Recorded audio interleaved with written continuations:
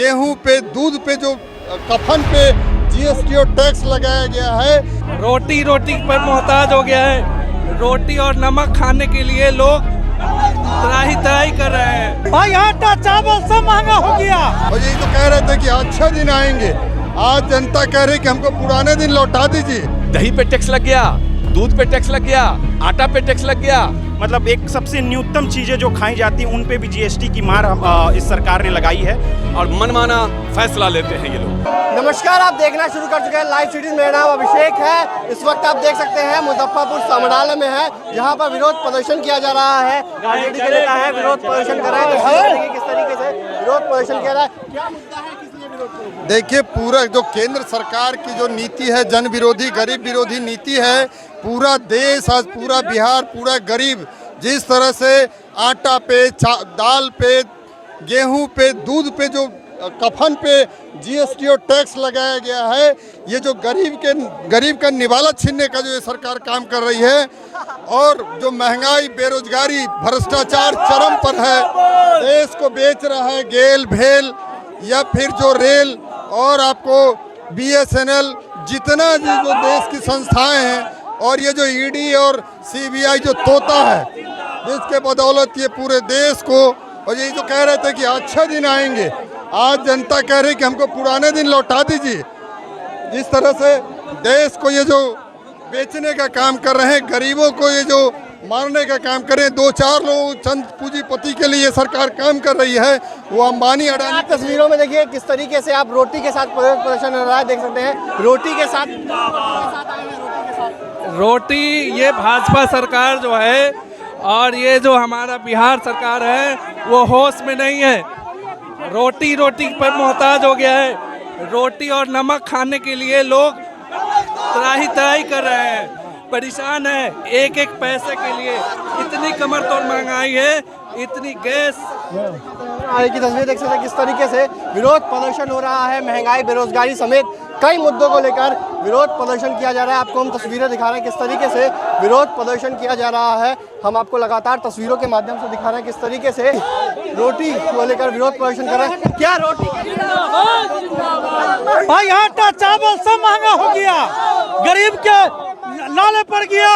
महंगाई के लेकर के सरसों तेल, सब चीज, डीजल, पेट्रोल, रसोई गैस सब महंगा।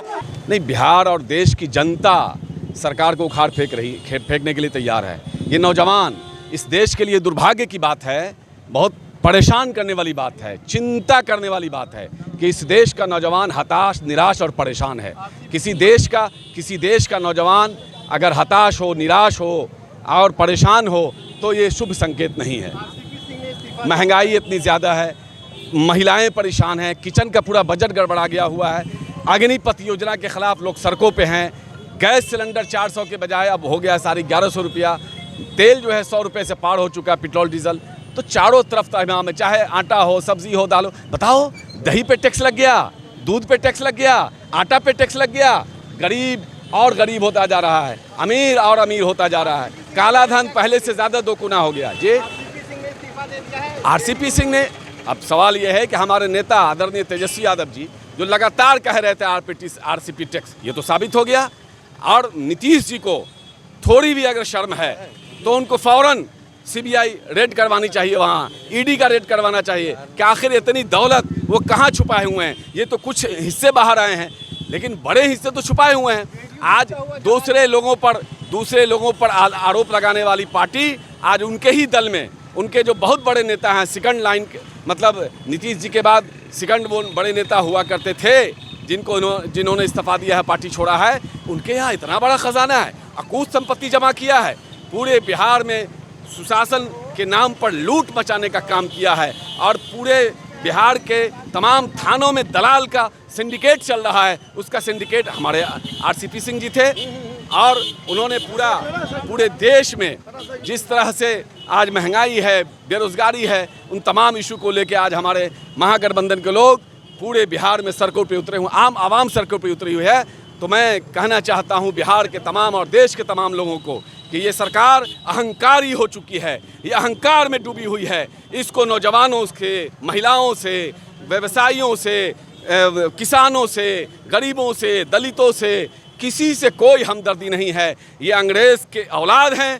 अंग्रेज़ जिस तरह से देश को लूट के चला गया, ये भी लोग कहते हैं कि झोला उठा के चल देंगे, मतलब देश को लूट के चले जाएंगे। सब तो बेच ही रहे हैं, एयरपोर्ट बेच दिया, रेलवे स्टेशन बेच दिया, देश की तमाम संवैधानिक संस्थाओं को कब्जा कर लिया है और मनमाना फैसला लेते हैं ये लोग। देश में व्याप्त महंगाई बढ़ गया है, बेरोजगारी बढ़ गया है, बाढ़ और सुखाड़ की स्थिति है।